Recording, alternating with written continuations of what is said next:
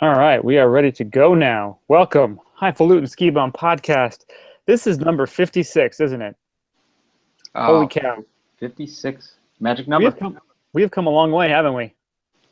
Long, long time. Yes. Thank you, friends, for listening. It is your pals, Mario and Brian. Mario, how's it going? It's going good. I can't believe it's 56. I'm feeling old now. It's 56. It's the end of June. It's almost July. Yeah, time is flying. That is definitely for sure. Time is Getting flying. getting closer and closer to ski season. I can feel it. That's right. We are fully into almost ski season right now. So thank you guys for joining us on this journey today. You can check out more information about us at skibumpodcast.com and send us an email, skibumpodcast@gmail.com.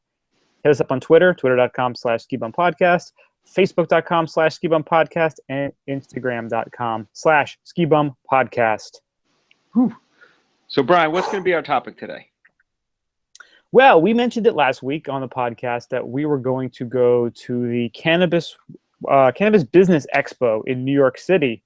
So we're talking about cannabis meaning business, because that's what it is and that's what it does. And there's definitely a tie-in between the cannabis industry and skiing, because if you've noticed, most of the best places to go skiing in the United States have also legalized or had medical marijuana available. So the two seem to go pretty hand in hand. So we checked it out. We got press passes. We were able to talk to some people, go to some seminars, and we figured we would report back to you guys, give you guys some more information.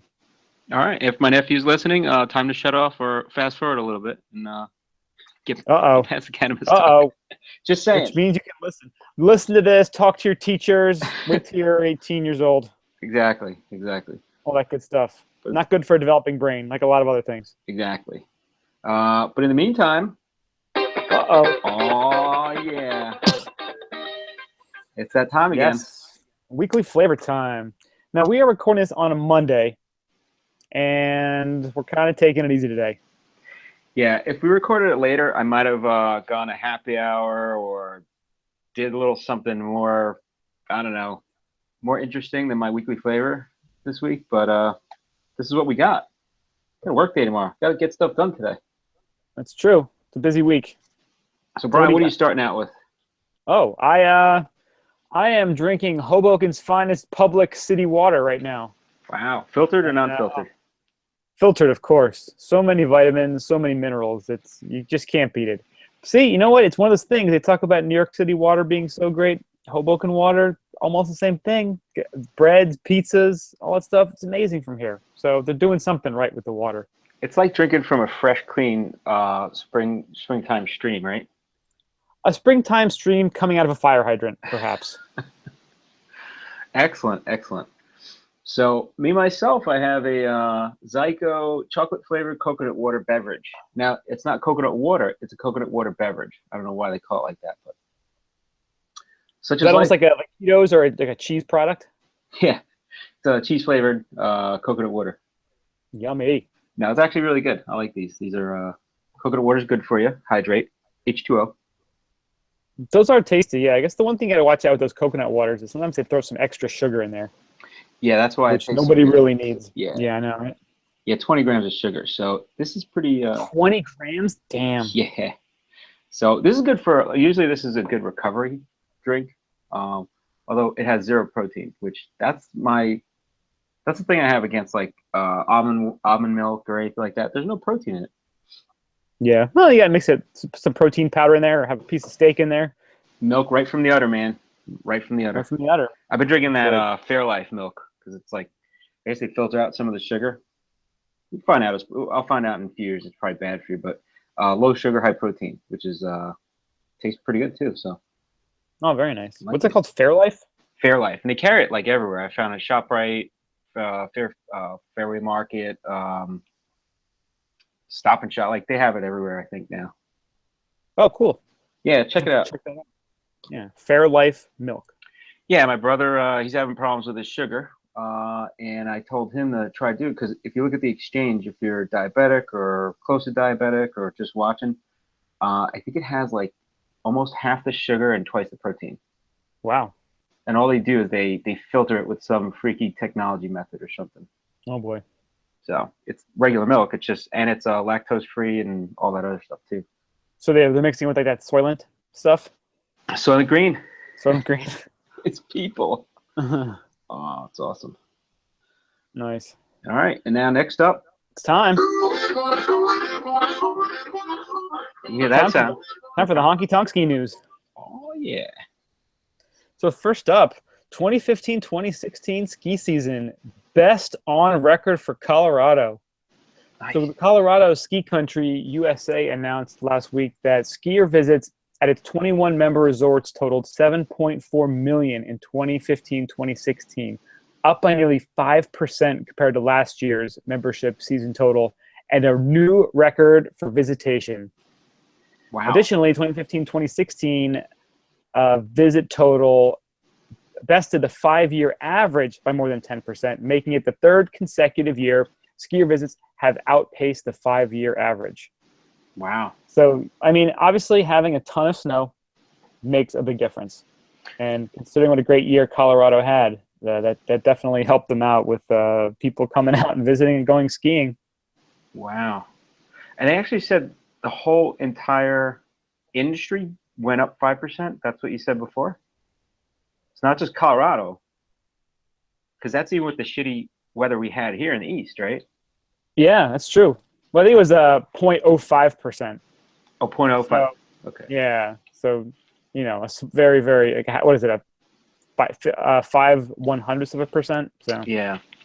But considering, what a miserable, season it was in the Northeast, which is the most populated area, it's still pretty good that it's going up. Well, we were talking a few weeks ago about indoor snowmaking, but just snowmaking in general has become such a big, like, technological advancement that it's a lot easier and more efficient to blow snow. Yeah, it's becoming a necessity too, because you just don't know, if you need snow for your business, which is the ski mountain, the ski industry, you got to figure out how to have snow. If there's no snow on the road, you got to make snow on the mountain. So it's becoming mandatory. I mean, look at Vermont coming up in November, with the World Cup, the Women's World Cup ski event. November can be a little dicey up there, so they're gonna find a way to make sure there's snow on that mountain. And oddly enough, blown snow is not really that bad for skiing. I mean, it's really good for a base, that's for sure. Oh yeah. So. Hey man, fake snow is better than no snow. That's right. Right. Could be either sitting in a parking lot bitching about snow or skiing on fake snow. I'm good with that. I'll take that fake snow any day. It's better than it used to be. Remember years ago, you used to hit the fake snow and just kind of stop. It was like very dense. Now it's different. Yeah, a lot of the new snowmaking technology they have has really improved the quality of the snow. So yeah, it's getting to be almost like the real thing. Yeah. Which is nice. It's awesome. All right, next up. All right, so next up, it's funny. I came across this article. We were talking, and it talks about, do you know who owns your favorite ski resort? And kind of like when you start looking at, we always talk about beers and who owns the microbrews, because everybody thinks, oh wow, this is cool beer. It's a small company, and then you find out like InBev bought them a few years ago, or Molson Coors selling out owns them. to the man. That's right, selling out. So ski resorts are actually, they've become the same way, and there's like probably, what do we have listed here, about 6 or 7 big conglomerates that own almost all the big ski areas. So you start off with like Vail Resorts, and of course we know they own Vail, Beaver Creek, Breckenridge, Keystone, Park City, which is huge. They own 11 in North America, but that doesn't include their properties and stuff they have like elsewhere. So all these companies have like hands in like all the stuff that goes in. Powder's another big one. That's our home mountain right now is Killington. They're owned by them. Copper, Eldora, Mount Bachelor. Hey, ski club's going there this year. Yeah. So I wonder if we're looking to see about passes for that. They run a deal or something if you have a season pass. Well, that's one of the things that, you talk about, selling out and, big conglomerates owning the mountains. The one nice thing is with that economies of scale, if they do have to purchase snowmaking equipment, they're going to buy, they can purchase more of it, get a lower price, and not have to pass as much of that burden on to the skiers, which, that's one of the positives of it. And plus, and as well, like you mentioned too, the passes. If they have, like the Epic Pass, it's a bunch of the different Vale Mountains. Yeah. That they're combining, and there's a couple of those different passes that we've talked about. And we should probably do an episode this summer at some point talking about the different passes that are available for the upcoming season. But yeah, a lot of them are clumped together based on their parent company, which does make it good for, if you're, you live by Stratton, Vermont, and you get the pass for the IntraWest has some sort of pass, then you can go to Blue Mountain, Ontario, West Virginia, Tremblant, Winter Park. There's a bunch of different things that kind of open up to you as a local at one of those, that conglomerate's family of resorts. Right. Well, it's funny, like you say, like, the ownership, there's economies of scale, but like it works in your favor and sometimes not in your favor, because we have a friend that used to go to Stratton. They go to Stratton a lot, and they said when IntraWest bought Mountain Creek, they were putting a ton of money in Mountain Creek, and they used to like have comments about like, oh yeah, all the money's going there that they're making elsewhere. You know what I mean? That's part of the rub too. Yeah. Yeah. It's definitely both sides of the coin on this. Yeah, and it's just normal course of business. You're gonna, share the wealth among your properties and do the best you can. But let's see, Boyne Resorts. I never even heard of Boyne, and I'm looking at their list, and considering all the Michigan and Maine and New Hampshire resorts they have, yeah, they probably had a pretty rough last year. Well, Loon, Sunday River, and Sugarloaf. Those are like the big ones that pop for me. Cypress, I've heard before. Oh, Big Sky, Montana, of course. That's probably the biggest one. Yeah, that's a monster. And then Brighton, Utah is decent. What is it, Squamish Summit at Squamish Resort in Washington? They obviously had a great year last year, as did Cypress in British Columbia. So that's part of the thing too. Keeping a company afloat, you got to diversify your ski Spread it resorts. out. It's like you got to diversify your bonds. Yeah. Oh, and then IntraWest. IntraWest is huge. Steamboat. I didn't realize they owned Steamboat, but Steamboat, Winter Park, Tremblant, Stratton, Snowshoe. I didn't realize they owned Snowshoe, and then Blue Mountain, Ontario. I feel like didn't IntraWest used to own a bunch more stuff? They used to have. Around us they had Mountain Creek. I thought they had another big one. I thought they sold off. I don't remember what it was though. I thought they had a lot more different resorts at one point. But a lot of these companies too, they'll sell off a few, then they'll add a few more, and go back and forth with their offerings. Yeah, it's kind of like they grab a property, they drop a property. Like I'm sure it goes around, right? Yeah, and then Peak Resorts. They're another one of the pretty massive. They have 14 different ski resorts in North America. Now they have the Peak Pass that they offer, which I think we've talked about before. They have a bunch of smaller resorts that they own, but they have those Peak Rewards passes, or I forget exactly the name of it. I think it's the Peak Pass. The Peak Pass, yeah. Where you get, I think, was it 5? You can buy your regular season pass at whatever your mountain is, and you get like 5 days for like $200. You can get 5 days at all these other resorts. Yeah. 5 days each at each resort, which is, if you're going to be moving around a lot and checking out a lot of different areas, that would be a great pass to have. Well, they own a Hunter, and I think that was a recent acquisition, right? That was just sold a few years ago.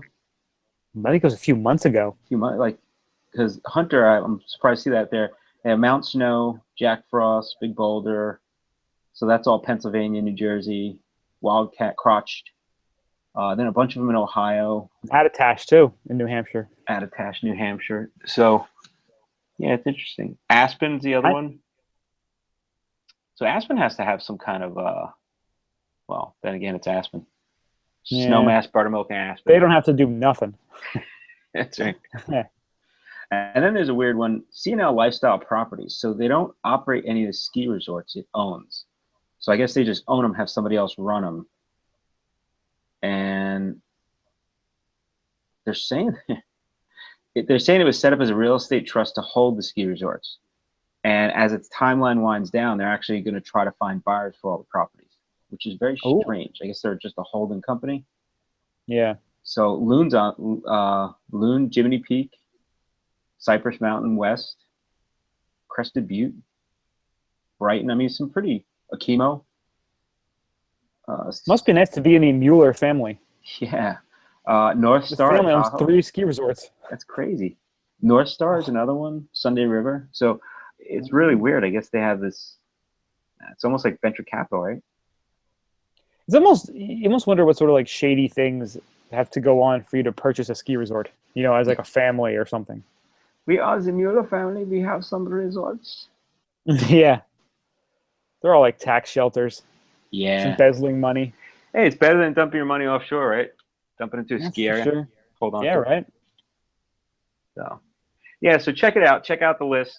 It's just interesting. It's a little eye-opening. And like Brian said, you know, you could try to see if they run deals between the resorts or like in, you know, conjunction with each other. So go to the parent site and see if there's some kind of deal or shared pass you can get, especially this time of year before when everything early is going on sale. Sometimes these passes you can't get when the ski season hits. You got to get them early. This is true. Do it. So what do All you got right, next. What do we got next? Let's see. Next up, we have End of an Era, 10 banging ski videos from the final West Coast session. So one of ski's most badass events, West Coast Session, said farewell to the ski community last month with its 10th and final offering at Mount Hood. So it's like an anti-competition competition. I like that. But they have, Anti-competition. Yeah, it's really just a bunch of you know, ski folks just putting together, you know, teams putting together their ski videos. You know, doing all kinds of great tricks and grabs and 180s and I kind of read it a little bit, but I don't know, why are they stopping this? Like, did you get into the article enough to figure that out? Well, they did make a comment saying that the anti-competition vibe is cool, but it doesn't make money. So I think that's why they might be closing shop. So Oh, there you go. you know, it's like yeah, it's great, but then how do they keep running these events or sponsor? You know, so I don't know. It's interesting. It's kind of a bummer, yeah, because, you know, again, it seems like it's a really fun event, and it's people have a great time, and it's, you know, they're enjoying it. But yeah, with the lack of competition, I guess you're not getting a medal, you're not getting, you know, whatever accolades you need, so you can't make it. You can't get more sponsors, or you can't keep the money. I don't know. I don't quite understand that. I mean, I understand it, but I don't. My brain almost doesn't want to comprehend it. You know? Yeah. Well, they don't say in this article why they're shutting it down. So I don't know. Maybe it's somebody doesn't want to run it, or who knows. But it's basically just they have all the videos on it, which are really cool. Yeah, they are pretty cool. Yeah, if you go to a free skier, we'll have it on our website too. But yeah, it shows all the different videos. Some of them are just like kind of weird, but they're really well done. Yeah, it's cool to see people doing that stuff. You know. Yeah, each team has like, you know, 10. Some have like up to 6 people. Some have like 15 people, and yeah, it's some crazy stuff. It's really cool. Yeah, definitely check it out. Good entertainment, especially this time of year when it's hot as balls out. You get to watch some fresh skiing out there. Yeah, Team Dankers. Team Dankers. Team Dankers. Stop, guac, and roll. Stop, guac, and roll. Nice. All right, next up. All right, Jackson Hole. We've heard of that place. We've heard of that place. So Jackson Hole, there's an article that Forbes wrote about Jackson Hole being the most economically unequal city in America. Way to go, Jackson Hole. So Forbes did this article. They did a little research, and they said the economical unequal city in America, the #1 ranked out of all the ones that they looked at, was Jackson, Wyoming. They're saying in both Teton counties, Wyoming and Idaho, the top 1% of earners bagged 68.3% of the income, and the bottom 90% took home just a little bit over 17%. So that is so filthy. 68.3% went to the top 1%. So that's pretty crazy. So they said it put the ski town ahead of ahead of the next most unequal city, which was Bridgeport, Stamford, Norwalk area in Connecticut. That's some Bobby Axelrod area up there. Yeah, I mean, they have some really nice areas in Connecticut, but It's just But then you also insane to have, see it. but you know what? Yes, like Stamford and Norwalk, like that's where all the hedge fund people are. But Yeah, Bridgeport is a shit hole. really. Like it is a dump and a half. Well, Yeah. I guess So they that well, too. they're If you talking about put the together, difference, the unequal ratio, the metro areas. You know, like there's the super wealthy and then the super poor.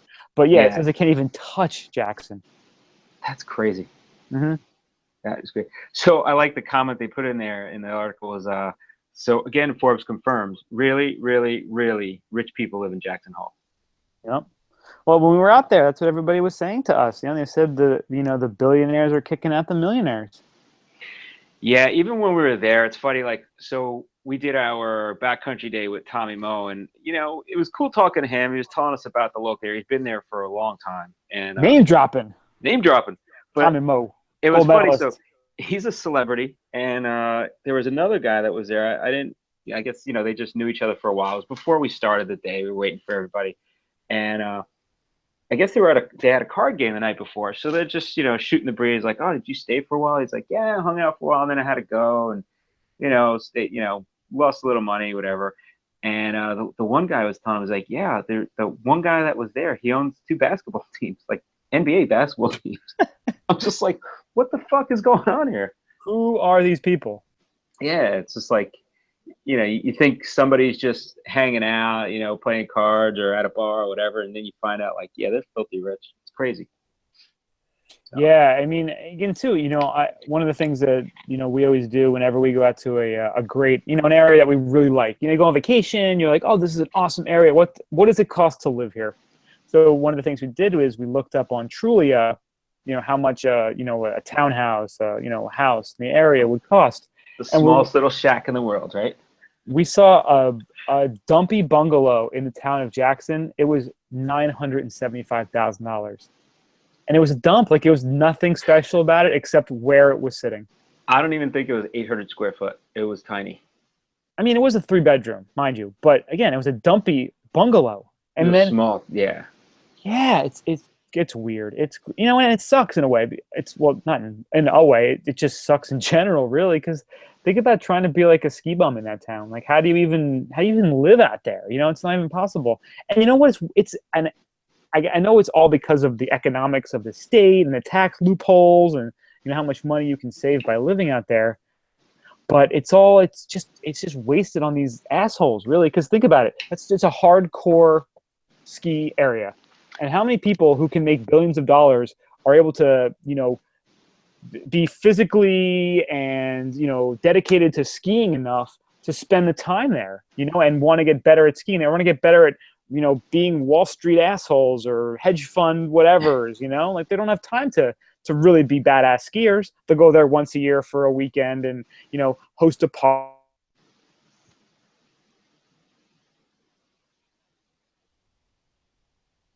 Oh,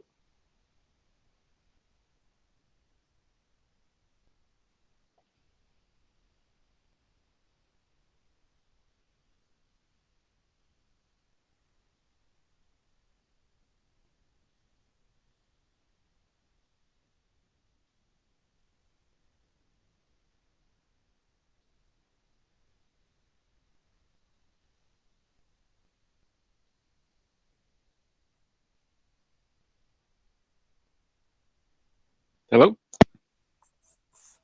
Are you back? My back? Yeah, you're back. Oh man, I was just ranting for like 3 minutes. What happened? All of a sudden, you just rah, and that was it. What's the last thing you heard? Um, it was just after people want to be better Wall Street assholes or douchebags or something. See, I was ranting.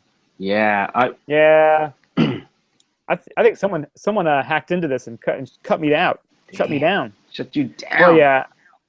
Yeah, I was talking about Silicon Valley and the show, and they were showing the two tech CEOs. They were they meet up at the airport. They see each other at the airport. They're taking their private jets out to Jackson Hole, and the guy's like, "Oh, I didn't know you still had a house out there." He's like, "Yeah, I have it. I just never go." Just people just adding to their portfolio, buying something somewhere awesome where there's a tax loophole, saving themselves money by doing so, and screwing over the general ski populace because of it. Yeah. Well, too, it's like when we were in Telluride the year before, we saw all that construction going on because it's like there's definitely all limited space. They're not building, they're not opening up land for sprawl. So you have this fixed limited space that you can own and build on. So it's kind of like it's a fight after a while for like increasing price of housing. So it's like, yeah, what used to be, of course, $500,000, just nothing's changed with it. It's just it's higher in demand. So now it's $1 million or $1.5 million. It's crazy. Simple supply and demand, right? Yeah, definitely. And like you said, to be a ski lifty. I remember talking to them I think it was in Telluride, and they were saying that basically there's like 3 to 4 of them living in like a 1-bedroom apartment, and they just bunk up and then they work all different hours, and it's kind of just weird, but that's just the lifestyle. And they love it, probably, yeah. Yeah. And also, we talked to those guys in Jackson, right? Weren't they saying that one of the big things out there is that some of the ski bums out there, they'll work as house sitters, yes, for the wintertime, caretakers, right? So caretakers, yeah. So some rich dude has his house, and I'll pay you $1,000 a month. You just stay here and make sure the snow is cleared, and nothing. The hot water heater doesn't explode, the pipes don't freeze, that kind of thing. And they make sure that like some of the work that the schedule gets done, and some of them do a little carpentry. It's interesting. Yeah, and that seems like a really great way if you can do like a freelance job or you work remote to be able to, if you can double dip and be a caretaker and also do your freelance or working remote, that might be a nice way to be living your life. Yeah. Well, I told you before we went out to Jackson, my buddy Gary, who used to be a bum out in Colorado, he said one of his buddies is a caretaker in Jackson, and he got back to him. That's what it was, yeah. Well, no, he got back to him like 3 weeks after we got back from our trip, because he said, he's not there in the winter. He only goes and he stays there for the summer, because I guess the owners go in the winter and then they leave it. So he lives in California and then goes over to Jackson to work, quote unquote, in the summer. Hey, either way you could do it. Any way to get out there, it's a good gig if you can get it. And it's pretty interesting work. That like from what a few people said is they almost do like general contract. I mean, they're running like the house. So it's like, there needs to be like all these upgrades done that they want in the summer when they're not there. So they kind of watch and make sure it gets done. I mean, that's what you're getting paid to do. And they work for other companies, so it's interesting. I think we need to make that part of our product offering. The highfalutin ski bum, ski house watching for the wintertime. Yeah, we got a lot of services we're offering, including like ski sherping, weed delivery. Like we got a lot on our plate right now. We're gonna have to. There really isn't much we won't do to ski more. That's right. Let's be honest. Let's be honest. Just a couple of ski whores. Let's break it down. Just ski whores. That's all we are. That's right. Bunch of whores. Filthy whores. All right, so I think that wraps up our ski news for the week, huh? We're still finding plenty of good news in the summertime. And, not only that, like another thing in ski news we talk about all the time is all the planning that goes on. So there's been a lot of work and a lot of planning and a lot of rumors about trips. Our ski club announced a few trips.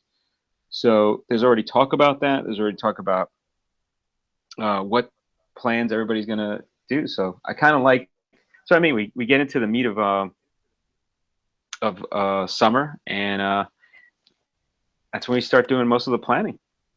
Yeah, it's not even 4th of July, and we already have some itinerary for ski trips. It's a beautiful thing. I'm saying the magic starts now. Ski season never ends. I mean, just bought our season passes. Well, was it 2 weeks ago? Yeah, season passes have been procured. Now it's time to buy some gear this summer. Yeah, already talking to our buddy Joe at Backcountry, who's he's a gearhead. He's our gearhead specialist since we're highfalutin. That's right. We have a gearhead specialist. That's right. So he's giving us advice on. We were chatting with him about bumming and vacations. He's giving us some advice on gear and stuff. So learning about some of the new stuff. He's definitely bumming it better than we are. Yeah, we have to give him that. He actually has a job, lives in Utah, and does backcountry out of his local area. I'm like, that's crazy. Yeah, he's doing it right. But it's good to have a friend on the inside. Podcast empire. Huh? That's Yeah. true. And we have our podcast empire, so we have to maintain that for now. That's right.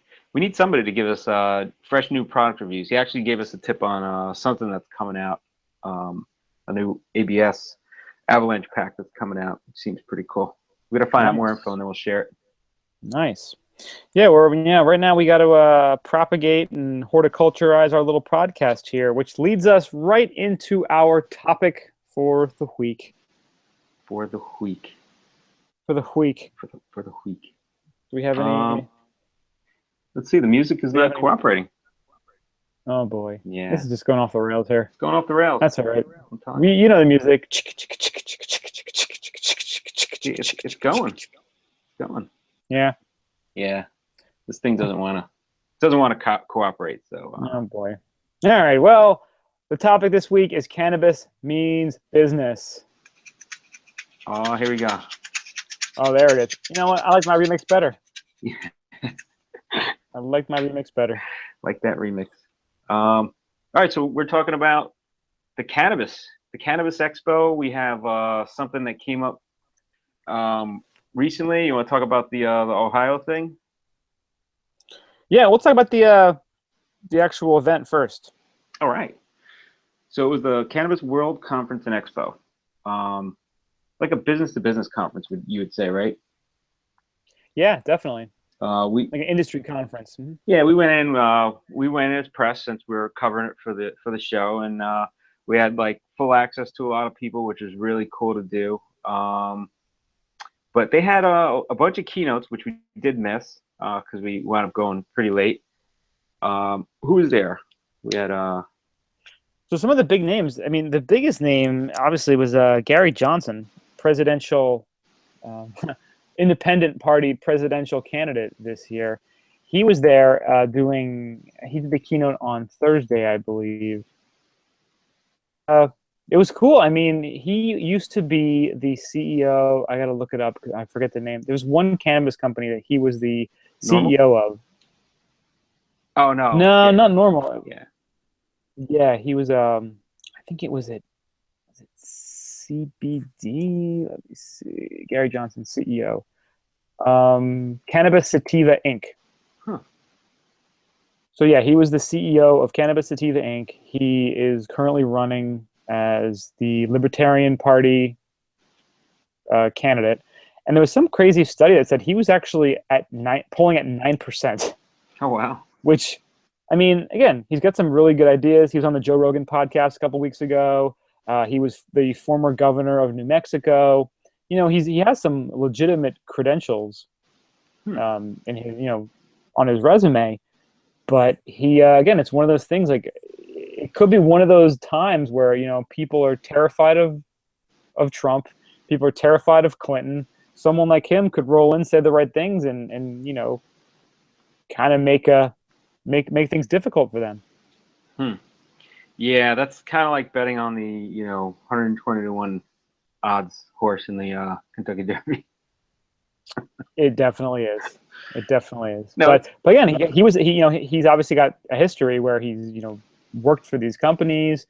He was the CEO there for 2 years, and now he's a presidential candidate. So you have legitimate people who are speaking at these conferences now, where it used to be something in the shadows that people didn't want to talk about. We were all just yelling, "Just say no," like a bunch of freaking, dummies, not really listening to the stories and the behind it, just kind of yelling at the catchphrase.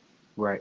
And so besides, sorry, and this wasn't, seeing this conference up close. Like, I know some of our friends mentioned to us, like, "Oh, you're going to a cannabis conference, haha, that's pretty funny, and you're gonna smoke up and all." It's like, no, like, it's a real conference on like a real industry, and it's getting notoriety, like Brian said. But I think there's still that naivety that, oh yeah, you're just going there, it's all about smoking, and you see the big smoke outs out west, those big parties that people have, and it's like, no, it's nothing like that. It's medical marijuana. They talk about a lot of legal issues. It was very boring if you're looking for any of the sensationalized stuff, Yeah, it definitely wasn't like a freaking like Cheech and Chong movie or anything, It wasn't like Half Baked. It was nothing like that. I mean, it was, these are legitimate people who are, using this industry in its infancy to start creating, serious wealth empires. Yeah. Is, really what I got from it. We went to a couple of the different seminars, and my favorite one was that first one that we went to. Yeah, the greenhouse Was the planning with guy, Eric Branstad.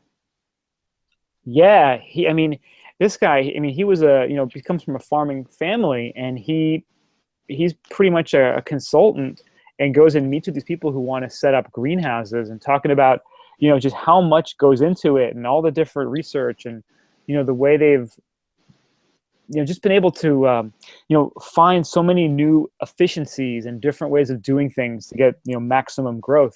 I think he was saying that, a regular plant, if you had a regular cannabis plant and you were growing it in nature, in the woods, you'd get one harvest per year, right? Right. Isn't that kind of how just a normal plant works? They said with the greenhouse, if you do it correctly, you can get 5 harvests a year. Yeah. So obviously that's, if you're in business to maximize your product, that's how you'd want to do it. Well, and the benefit too is you're not doing it by like messing with the genetics of the plant or anything. You're just managing the growing of it, which is pretty cool. Yeah, and then he was, one of the things that, again, one of the takeaways was they had the, I guess they call it the bedding.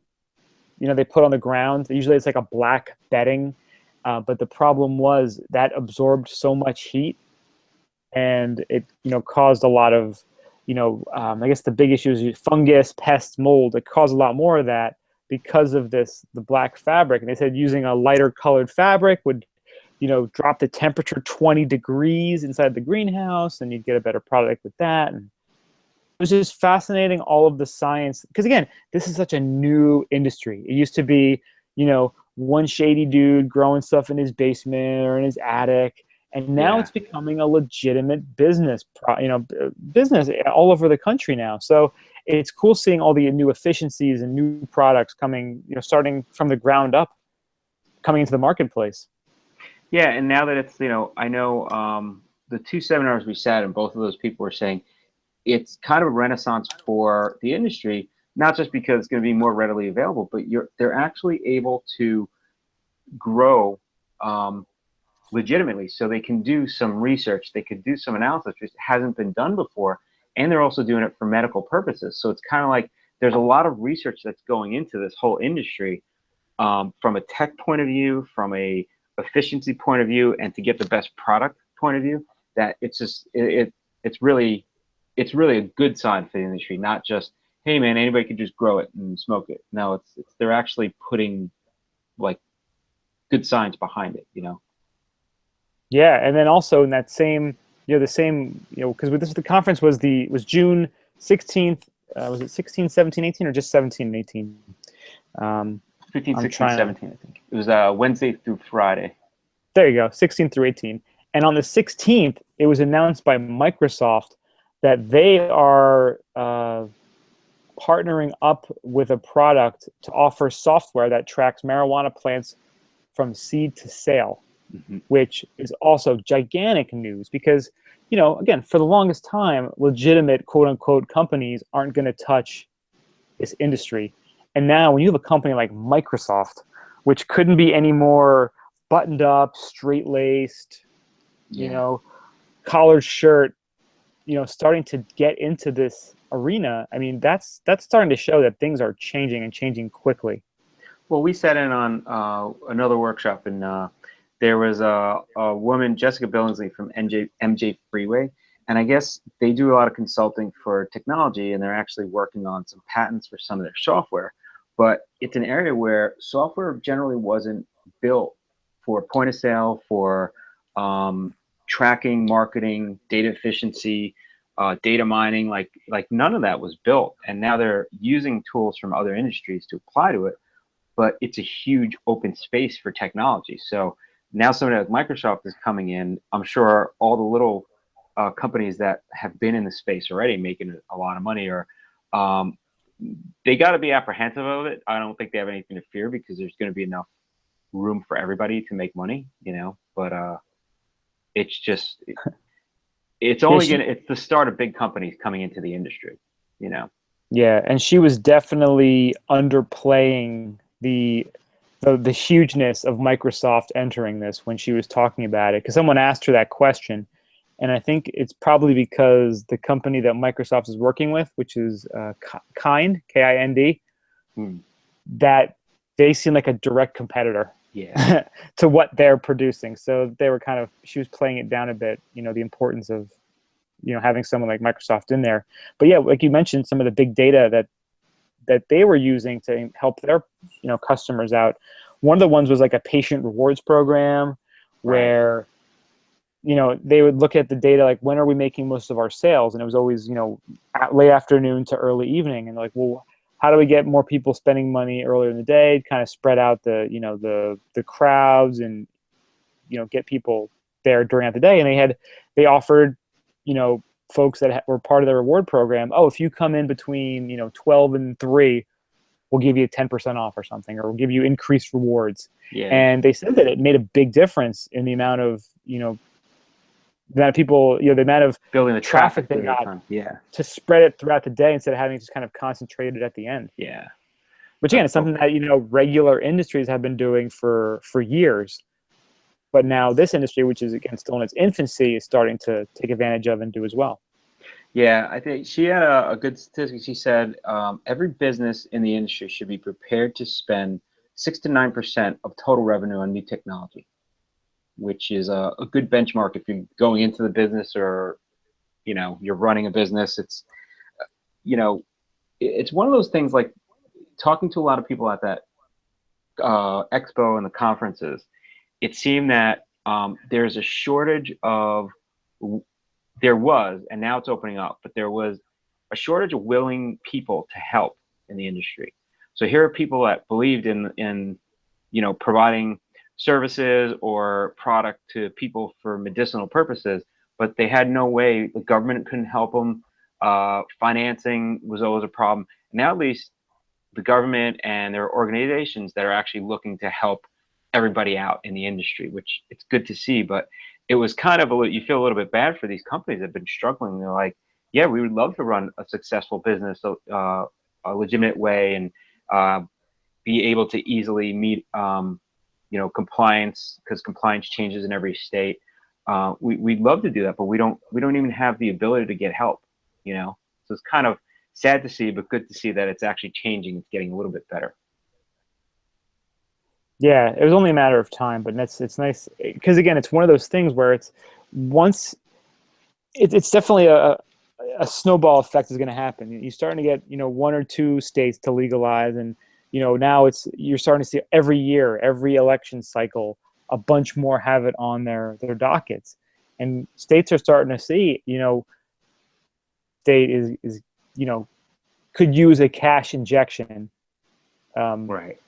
And now they're seeing that this is a pretty easy, minor, very little negative side effects to it. At least the people who actually look at the real results and effectiveness and the real outcome of using cannabis, they're seeing that. I mean, look at Colorado; they're making more money. There's less DUIs. There's less domestic abuse, less crime using cannabis. So this is starting to people are starting to really see the true effects of it, and not the oh, it's a gateway drug and you'll be sucking dick for heroin in like 6 months after trying it, and all that crap, all that propaganda, all that bullshit that got thrown on everybody is starting to be eliminated, and the truth is coming out. And it's great that that's happening now. And we live in a time where we have the internet. We can spread this information. We can learn and not be stuck to the rhetoric that we've always kind of had in our faces. And a lot of these companies are seeing that, and people are finding ways to get involved now, so that when this legalization does finally happen across the country, they can be in there on the ground floor, and they can make a considerable amount of money in that venture. Yeah, which is cool. I just like seeing the fact too that like the industry is like putting their best foot forward to educate people, because I think there's three main areas of concern. One is the industrial hemp, which is no THC, no medicinal. It's for products, which now a lot of states passed. They're able to grow it, so it's giving a crop to the farmers to grow, and that's giving a cash injection to our economy. The other is the medical, which in a lot of cases there's no THC, and you're just using the medicinal oils from the cannabis plant. So that's not even, people say, oh, it gets you high. Well, it may or may not, depending on what is in it medicinally. Well, yeah, there's some of them that are just the CBD, the cannabinoids, but a lot of them still do have THC. Right. But it's not necessarily all of them, but a lot of them still do. Right. And there's actually some people in the industry that are fighting for, we want to be able to do research to see if we can get something that has the medicinal effect without the, the psychoactive THC in there. So, but there's also, rather than take painkiller, why not use the THC versus an opiate? So there's that whole debate which they're bringing to light, which is very good, especially medicinally. And then there's the recreational. So I think there's 3 different areas that, like, it's good to see them separated so that people can intelligently talk about the purpose of one versus the other and not group them all together, because if you might be against, recreational, but medicinally, there's a lot of benefits to it and it's helping a lot of people versus, in industrial hemp, where why would we want to import product from China or Canada when we could just grow it here? It's just a plant. It's not, nobody's going out and smoking it. That's the most insane law. And I mean, we have a lot of insane laws on our books in America, but the fact that hemp is illegal and that we can legally import it, though, and we do, is just the most ludicrous thing. They're talking about how farmers are losing their farms and how, the heartland isn't how, wasn't like it used to be. We have this product that could be a multi-billion-dollar crop for plenty of farmers, and it's still not legal. And it's not just the complete farmers. Insanity. Yeah, it's not just the farmers. Like, people don't realize, like, the reason why farming is so big in our country, and always has been, is there are so many industries that are fed and feed into farming that it just helps our entire economy. Yeah, I mean, even like the Caterpillar, John Deere, the products, the tractors, all the machinery required. Right. The workers, the packaging, the everything. Yeah, the cultivation. There's so much to it. Yeah. So and this would be another.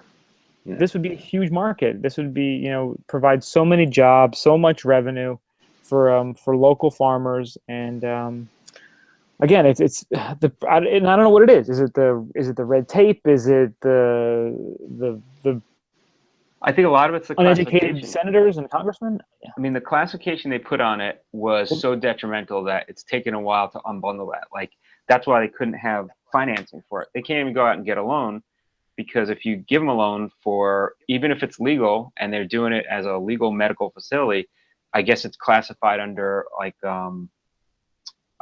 drug dealing, money laundering, or racketeering. Like, there's all these laws that kick in because it's not a quote unquote, it's a Schedule A drug or whatever, like Schedule 1. Yeah. Schedule 1. I mean, yeah. Yeah, and there's talks of them changing it to a Schedule 2 drug, but that also has a whole bunch of unintended side effects too, where I think it nullifies the recreational legalization. Oh, wow. I think I read. Yeah, there was some, because again, that was like a big push, because if they do get it to Schedule 2, that allows it to they can actually get funding for research then. Well, that was one of the big pushes a while ago, is they were like, well, you're telling us it's harmful to people. We'd like to do research to disprove it. And they were like, well, you can't do research because you can't fund a study, because then that's like funding drug dealing. And it's like, but we want to study it for science. Like, put it in a lab, put it in, it's crazy.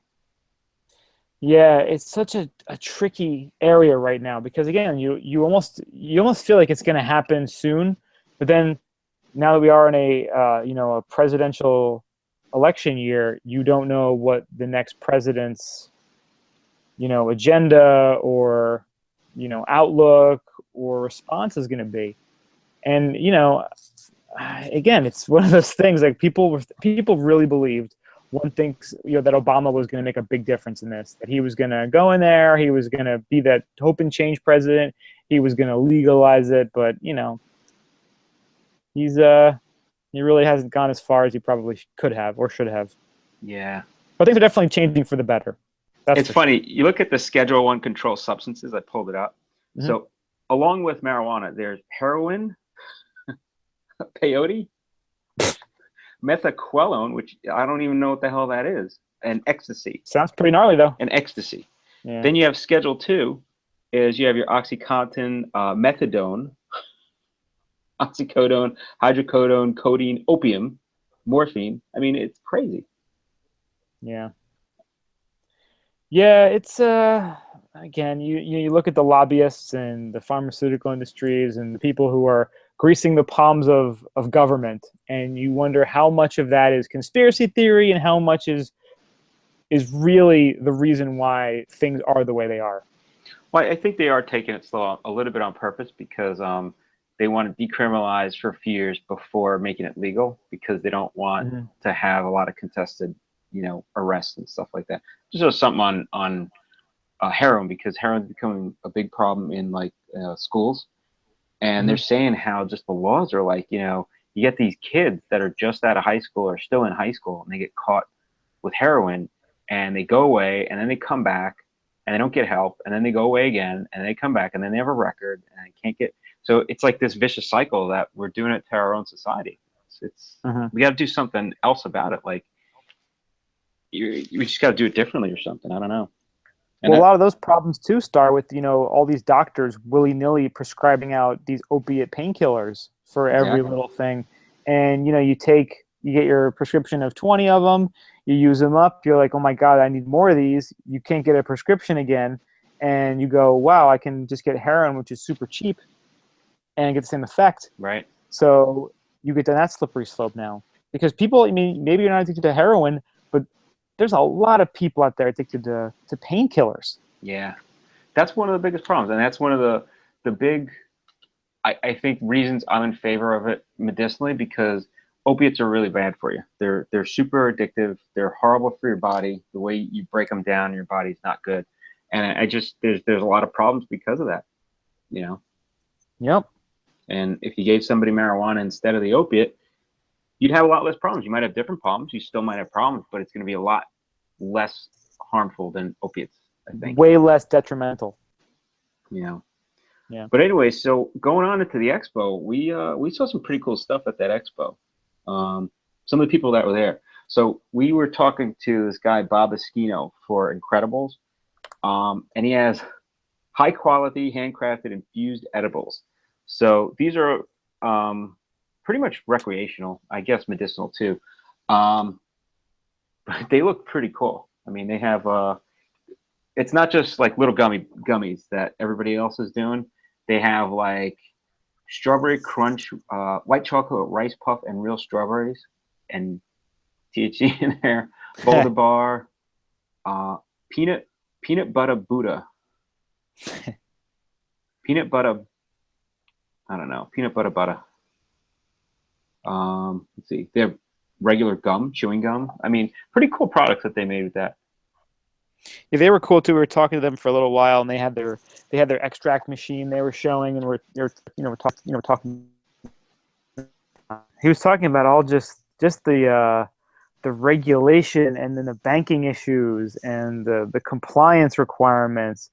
I mean, it's you really just want to be out there and just selling your product, but there's just so much involved in just the process of doing so. One of the things that was cool, he's like, people don't realize, picture running your business on complete cash. Who does that nowadays? Yeah, seriously, right? Oh yeah, I need to buy some he manufactures, so yeah, I need to buy something, some product from a company. I need to get $50,000 in a bag of cash, in cash, and bring it to them. It's like, now you look like you're a drug dealer. It's like, it's crazy. Yeah, again, it's the infancy, but yeah, to have those financial restrictions makes it a lot tougher to grow your business. One thing was amazing, talking to him. I guess they start out one location. Now they got I don't know, they're in like 5 different states. They got a bunch of locations in 3 or 4 years. And we asked him how business was going, how it was growing. He said the first few years they grew 1,000% each year. And last year he said they grew a little over 100%. I'm like, that's some crazy business plan. You can't argue with that in terms of making money. Definitely doing something right. That was nuts. Yeah, his packaging's pretty cool too. It's pretty neat to see. Yeah, and besides them, we also talked to some of the folks at Oaksterdam University out of Oakland, California, and their whole thing is quality training for the cannabis industry, and they are the premier cannabis college and have been providing the highest quality training for the industry since its establishment in 2007. So they have taught thousands of students how to cultivate medical grade cannabis, in addition to imparting the critical knowledge and skill sets that have prepared them for success in the cannabis industry. So they have different courses. They have their big one. They have the classic semester, which is 14 weeks, and they also have the comprehensive horticulture semester, which is also 14 weeks. And there's a lot of legal classes that go into that. But then, of course, the whole soil science and greenhousing and preparation and flowering, mixing, all that stuff. It's really cool, and they were the nicest people over there at that tent or that the table. Yeah. They were just super friendly, and they just wanted to share the information. And they're mentioning they're opening one up in New York too, in later this year, which is great because of I guess New York passing their medical marijuana last year. Yeah. So it's really all the science and the legal behind getting into the industry is what they focus on. Yeah, and they were talking also about. Oh, sorry. No, go ahead. Oh, they were talking also about advocacy, patient relation issues, and they said too, like they were one of the few colleges or universities that can grow on site. I guess they had to get special authorization for that, mm-hmm. which was pretty interesting. Yeah, that's really cool. Yeah, and they have a So then we. Oh, sorry, they have a sister university in Amsterdam. That's what the Oaksterdam. That's right. Yeah, Oakland, Amsterdam, I guess. It had some cool, like the university stickers you get in your car. They had the the Oaksterdam ones for that, which was funny. They operate as like a legit place of learning, which is great. Those are the kind of things that the industry needs. They need less shady actors and more people who are, buttoned up with their processes and their product. And they're doing a great job educating people. So it'll be great to see them expanding their offerings and getting more people the information they need to get into the industry. Yeah, I like to say that. Well, and there is a medicinal benefit to marijuana too. It's not just recreational. So it is good to see that, like, the knowledge getting passed down. I mean, they do it for beer, and there's no medicinal part to beer. It's very true. Yeah. They have beer classes. You get a degree in brewing. Become a beer meister. Beer meister. That's right. Brewmeister. Yeah. So. All right. Anything else regarding the conference you want to talk about? No, it's cool to see they had it at the Javits Center. It was a pretty big. It was a bigger event than I thought, and I would just imagine, like, I guess if recreational was bigger, it would be a different conference. It would be a lot bigger. If it was legal in New Jersey, it might be a little bit bigger. I mean, it'd be interesting. They do a big one. Yeah, they do another big one in Los Angeles too, the same conference, and I'm sure there, with California looking to legalize it this fall. That's them being the first state to get medical marijuana. Yeah, I'm sure that conference must be 10 times the size of the one in New York. Yeah. Again, there's too many things people have to wait for to make happen in this area now, but out there's so much in place already. Yeah, maybe we were talking about the day of that, like, we live in Jersey and it's legal medicinally in Jersey, but it's not like anybody can get it. It's really tough to get, even people that are very sick, like that's not really one of the options that they look at right now. Yeah, it's almost, you have to be terminal to even have access to it. Yeah. While in California, a lot of these places, they have doctors on staff to write you a prescription for what you need. That's right. Which is kind of funny, but kind of awesome at the same time, too. Yeah. Everybody knows the game there, right? That's awesome. That's right. Yeah. All right. So I guess that wraps it up. If you guys have any questions or anything you want additional information on, we'll post some links in the show notes. You can hit us up. skibumpodcast.com, or send us an email, skibumpodcast@gmail.com. You want to go right into Around the Horn? Yeah. I'm fading fast now. I hear you. It's Monday. Tired, man. All right. So you're gonna start with the wingsuit? Why don't you do that? I'll do HearstCon after that. Oh, okay, cool. All right, let me get the music ready. We got a little. All right. This stupid speaker shuts down if it sits too long. Yeah, that's what happens. Here, let me connect again.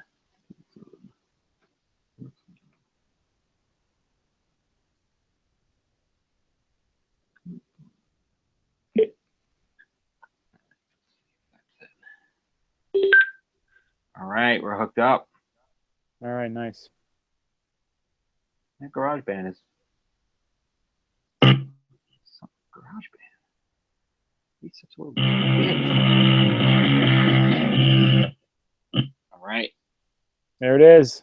ready to go. All right, let me know when you're ready. In 3, 2, 1. Oh yeah. That's right. It is time for Around the Horn. Around the horn. Mario, what do we got first? All right, so first up we have Roberta Mancino documents her wingsuit flight over an active volcano using GoPro cameras. So there's not much to this article. It's mainly just video, and it's pretty awesome. It is absolutely terrifying. So where's the volcano? It's in Chile? Chile, yep. So she flies over. I mean, they got photos and then they have the video, and it looks pretty amazing. You see the fire on the volcano. It's like, wow. That's a little nuts. There's some great footage. It looks like something out of Lord of the Rings. It really does.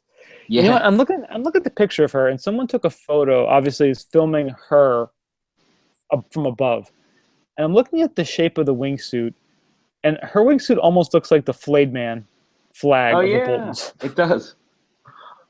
And then I'm looking at it. I'm like, I wonder how much longer it's going to be till we can somehow genetically modify our bodies to attach that sort of extra flesh to it, like a wingsuit. It's gonna have to be like that's a lot of extra skin. I know, but you could fly.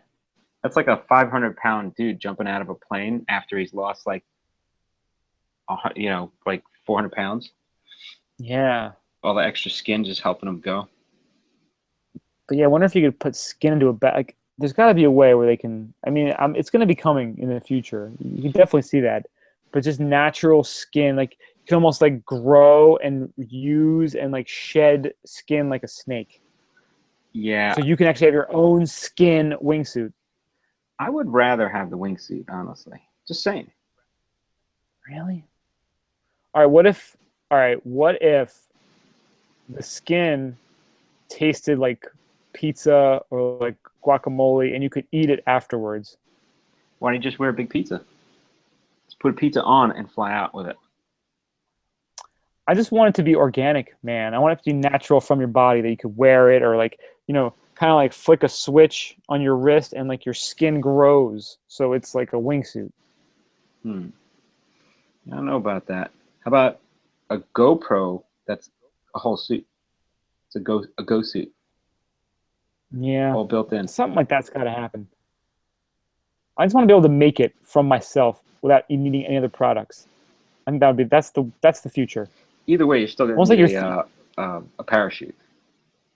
It's almost like your body is its own organic 3D printer. Nice. Think about that. That's some heavy shit right there. Heavy shit. So I like it. I just finished this book called The Rise of Superman. And okay, yeah. Yeah, it's about just how humans have been developing over the years, and there's this whole push into the idea of getting into flow state. And the guy that wrote the book did a lot of research, and they talk about just like advanced study in like human performance and people using everything to their advantage to like gain a performance edge and getting to the flow state. And you just look at the incredible things that people do nowadays that they didn't do years ago. And they say part of it is just that we've developed as we're developing, but it's also like we're looking at things differently. We're exposed to things differently. Like, you look at what little kids are exposed to, like just take skiing, for example, versus what they were exposed to when we were growing up. Nobody was thinking about even doing a flip. Now people are like, oh yeah, I saw that on the X game. I want to try it. Like it's crazy.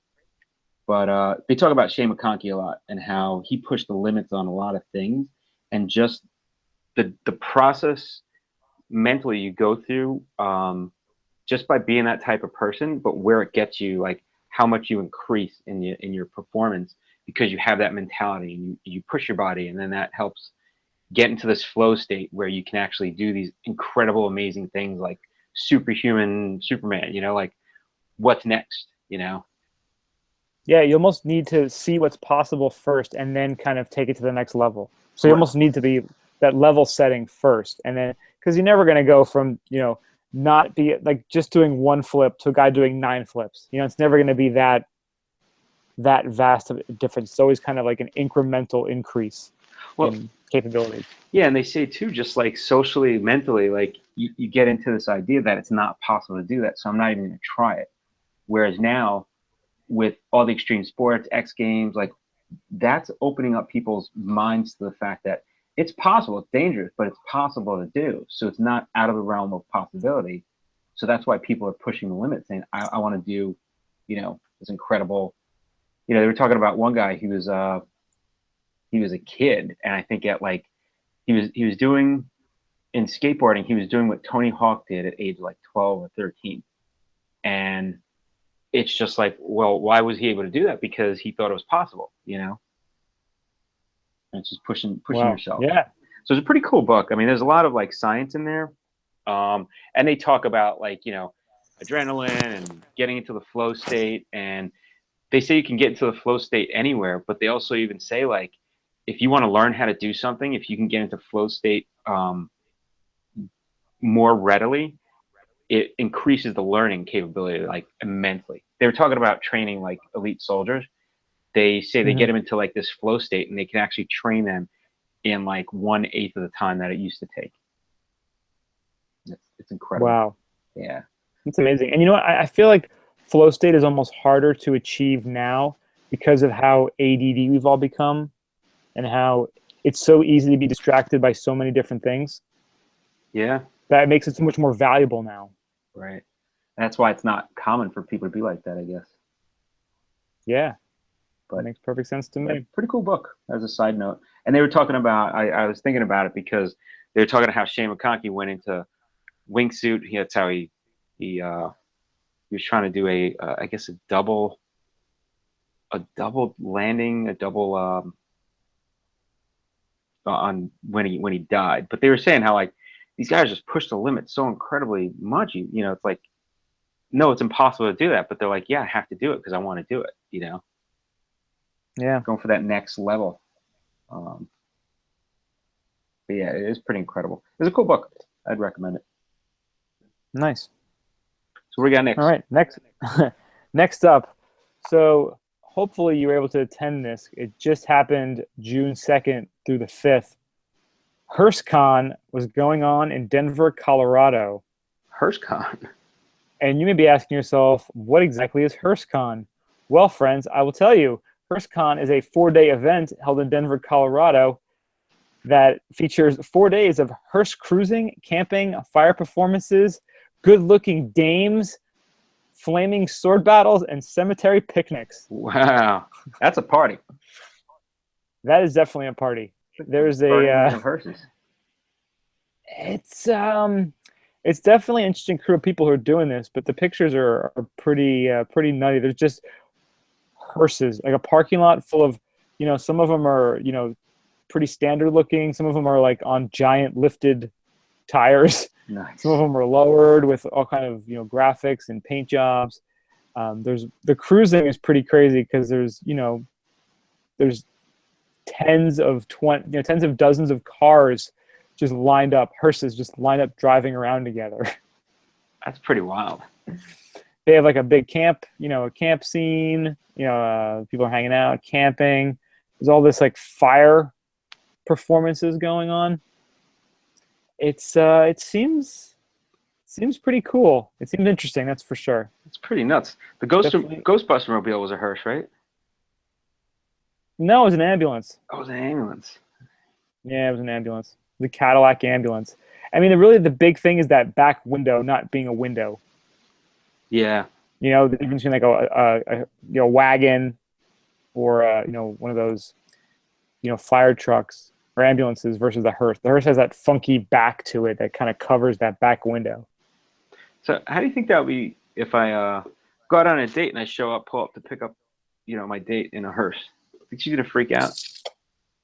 Well, it can go one of two ways. She might be into it. One, she'll be terrified and think you're the psychoest, grossest weirdo ever, or she's into it. She's into it, Jared. That's right.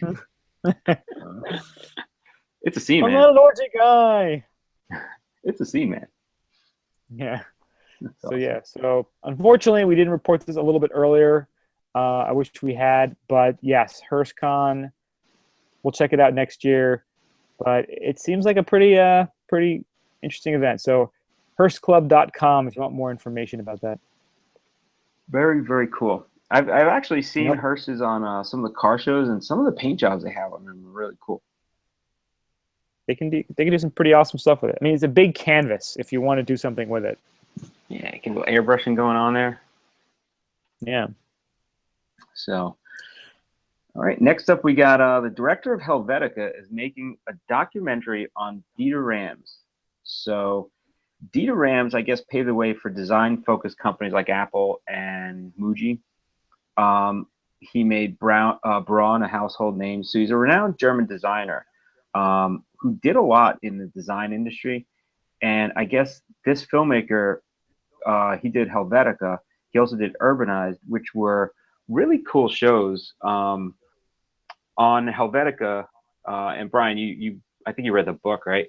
I love that documentary, Helvetica. It's such like, I mean, it sounds like it's a very like, again, because I'm a designer by trade, and I was fascinated. They made a whole documentary about this boring typeface that's everywhere, and it's just I even made Andrea watch it, and she's like, this is actually really very interesting because they took this topic of a typeface and they just showed how it exists all over our everyday lives, and how we just take it for granted, and how there's a value to it. And this director, like you mentioned, he does that Urbanized movie. He did Objectified. He has a great way of presenting these, things that that we take for granted a lot of times. The simple design and the way the things we see every day and just become mundane and boring and uninteresting, and make them kind of show us why it's important and why it's there in the first place. And this Dieter Rams movie, I mean, he's the guy that Johnny Ive, who's the head of product at Apple, I mean, he's said on dozens of occasions that he is his influence. I mean, he was the guy who inspired these products at Braun. There's direct correlations with just about every single Apple product that's come out, which has always been a design focused firm that can be directly drawn to the products that Rams did back in the 60s and 70s. Yeah, that's pretty cool. And he's just an amazing his whole thing was all about simplicity, and if something is not doing something, just get rid of it. It doesn't belong there. So there's always an elegance and simplicity to his products. So this movie right now is on Kickstarter, and they're looking to raise $200,000, and they're already at $153,000 with 3.5 weeks to go. Cool. So it's looking like it's on its way, at least, to getting produced, which is great. Yeah, it's amazing to see what these designers, you think, they're just the designer, and then you look at their work and you're like, holy crap, they really did shape a lot of our lives. I mean, that documentary Helvetica was so cool just to see how they cleaned up, because it was really based on, I guess the big push was cleaning up the New York subway system and the signage. Well, that was one of the biggest examples of where it was used. Right. And you look at something Yeah. like that and you're just like, holy crap, you look at what it used to look like, and then you look at how they cleaned it up with the font and typeface. And they made it interesting when they showed it. It was like, oh wow, this really is that important, you know. And I Yeah, saw I actually have Urban a and book. oh sorry. Oh, sorry. I have a book called Helvetica and the New York City Subway System. It's this whole like super type nerdy book, but it talks about how there was three different subway systems before. There was these, and when the city of New York actually took them all under, they decided to rebrand everything and make it all recognizable no matter where you were. You would know that if you were at 125th Street, it would look the same as it would on Canal Street. So they took that opportunity to just brand every single subway station the same and bring them together under one design and one just the whole MTA. Yeah. And then it shows some of the old the old signage, the old product, and again it was super confusing for people, and this made it so much easier. And they used the typeface Helvetica again because it looked great in large print. It looked great in small print. It was legible. And yeah, there was a great case study on in that movie about why they chose it and the impact that it made. Yeah. And like a lot of people don't realize, well, you have to have signage so that even if you don't understand English, you're able to get around. Like it's very, people don't think about that. It's like, well, if you're from another country and you're visiting here, like you want to make sure they don't get lost either, or so they can't read. I mean, it happens. Yep, absolutely. But yeah, it sounds So, like it'll be a pretty cool movie. yeah, I'm looking forward to it. So we may have to contribute to this project as well to make sure it happens. Yeah, that sounds pretty cool. Speaking of projects we've backed, do we have any more cake balls coming anytime soon? I don't know. I gotta see. We gotta have some coming soon. This is we're in Seriously, June, it's right? been like 6 months since the last cake ball showed up. We had March, right? May, June. Hey, it should be June. Yeah, we had like February, March, so it should be this month or soon. Balls are due. See, I'm gonna write a letter. Where are my cake balls? Where are my balls at? Where my balls at? What's up? What's up? Uh, All right, what else we got next? All right, next up. So I like this next one. again, we're recording this on Monday, June 27th, and by now, hopefully, you have seen the season finale of Game of Thrones. And If not, you may want to pause this and come back to this part later. Yes, you might want to do that. But the last two episodes have been two of the best episodes of the entire series so far. I mean, a lot of shows kind of lose steam after, second or third season, but this season has been absolutely phenomenal. Epic. Last two episodes have been great. And the last episode, the second to last of the season, was called Battle of the Bastards. And there was an article in Mashable talking about, they were saying with Jon Snow, like, where was Ghost, his dire wolf, in the battle? And they said the reason why he wasn't in there wasn't because he was dead or there's any problems with Ghost. They just said they couldn't do it because of the budget. Yeah. Certain CGI budget, and they had to choose between Woon Woon, who's the giant from the giant wildling, or the direwolf Ghost. So they ended up going with using the the money to create Woon Woon, yeah, he's more critical. The giant, which yes, he was very critical in that scene, and unfortunately, spoiler alert, he doesn't survive the battle, but he definitely makes his impact known, and definitely takes a few people out in the process.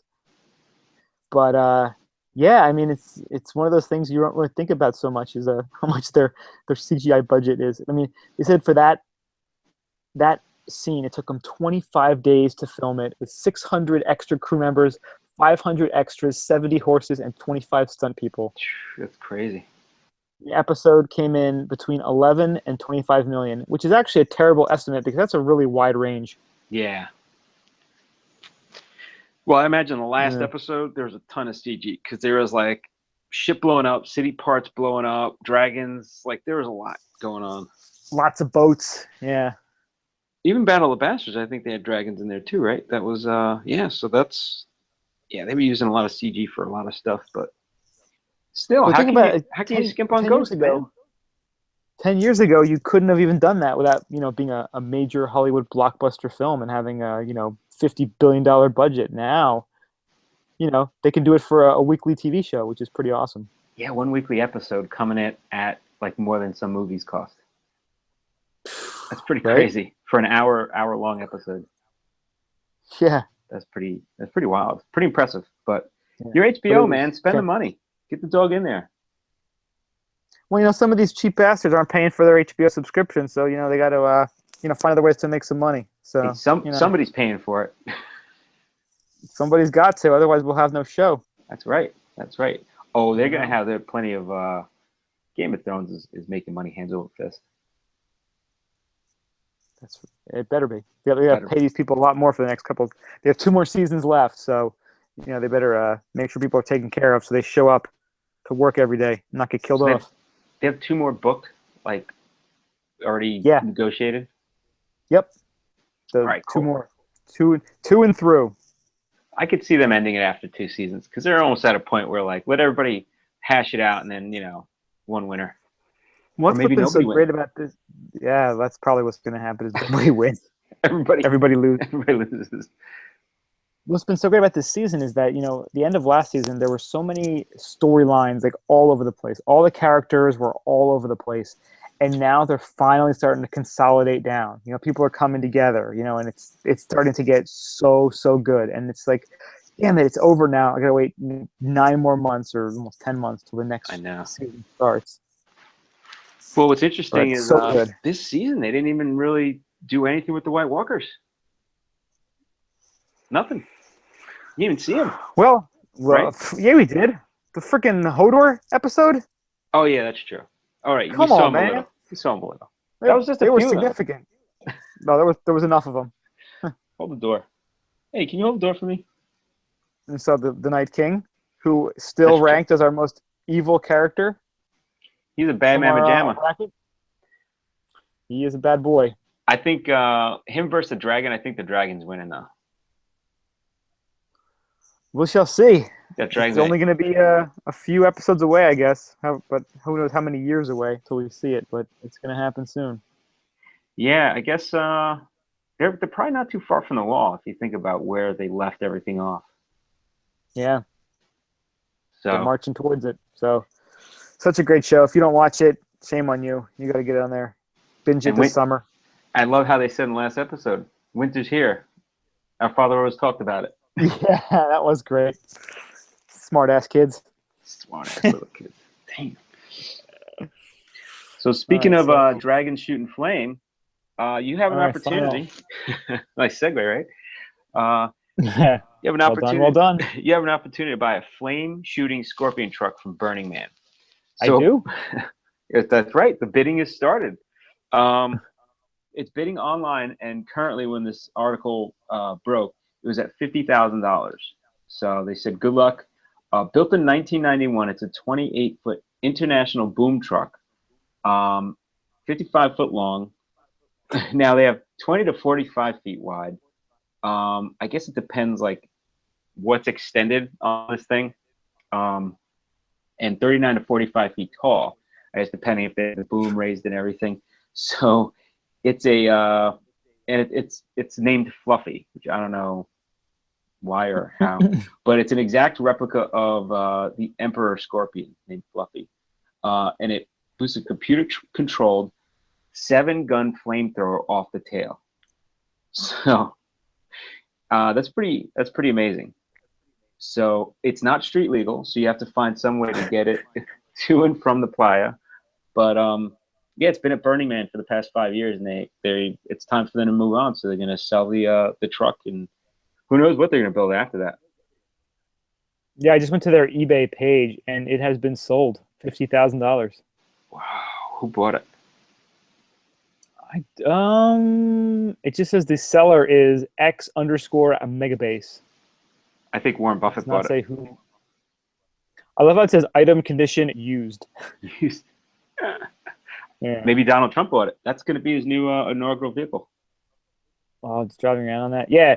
So if you want to check out Raising Fluffy, the trailer, it's on Vimeo, and they're showing how they built it. It's pretty insane. It is pretty cool. A 55-foot emerald scorpion. It's like some Road Warrior kind of crap.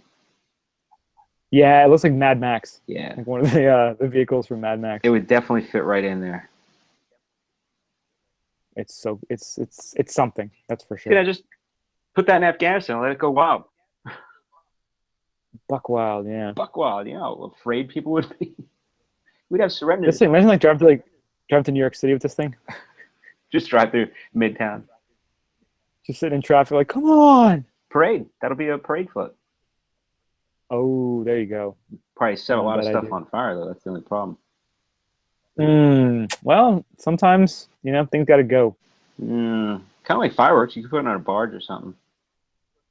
Yeah, that's possible. You put the scorpion on top of the shark boat, and you just ride it out really fast with the scorpion thing going. Scorpion and the shark together at last. Is that like Sharknado 4? That's right. Oh, this would be part of Sharknado. Like Sharkpio? Oh, that's who bought it. Whoever's making Sharknado, what are they up to, 5 or 4? Ian Ziering bought it? Ian Ziering bought it so he can drive it and Sharknado. That would be pretty badass. Oh, that would be awesome. You save the day. I think that's got to happen. I like that. Or they could bring it into, it could be part of the next season of Narcos. I don't know how. I'm sure Escobar must have had a few of those things. That's right. Yeah. All right. Well, I think that wraps it up for the week. That's going to wrap it up. Oh, I got a question. In terms of episode, when is House of Cards coming out again? Didn't it just come out in February? All right, so we had House of Cards. Narcos has to be coming soon then. That's coming in September. Oh, September. Damn it. Why so long? I already can't wait for Game of Thrones to start. Game of Thrones, I know. Well, I got Ray Donovan starting now. That's a pretty good show. Dude, this is a full-on show hole for me. This is a show hole. They can do some reading. Now I'm still finishing. I got another season and a half of The Americans, and then I'll be caught up. Oh, there you go. Homeland's got to start soon, right? No, that's like a winter thing. Damn it! I don't think I even watched last season of Homeland. I got to catch up on that. You got a good binge right there. Yeah, I got plenty of stuff to watch. Orange is the New Black just came out last week. Got to watch that. I'm not all into watching that right now. I'm just kind of like, whatever. It's there. I'm not really into watching anything right now. After Game of Thrones, it's like, where do you go now? You watch Game of Thrones again. Repeat. That's actually what I think I watched every episode twice so far. So I always watch it twice. twice. Watching that one again. Watch it the night of, and then usually like Wednesday, Thursday, the week of. And usually Silicon Valley I watch about 3 times because I freaking love that show. Bachmanity. Bachman. Back in Pied Piper. I love it. This last week was pretty funny. This whole season was great. Yeah. He's like, I went and I called him and I masturbated. I was like, what the hell? But it did not finish. Oh, that's hilarious. At a Restoration Hardware. That was excellent. All right. So that's going to wrap it up for the week. Thank you so much again for listening. We really appreciate it. Please go to iTunes, subscribe, and rate us. And check us out, skibumpodcast.com. Send us an email, skibumpodcast@gmail.com, twitter.com/skibumpodcast, facebook.com/skibumpodcast, instagram.com/skibumpodcast. We'll keep posting all of our summer adventures. If we have any cool new news, we'll let you guys know, and check out the show notes. And we will see you guys next week. Peace. Stay fluting.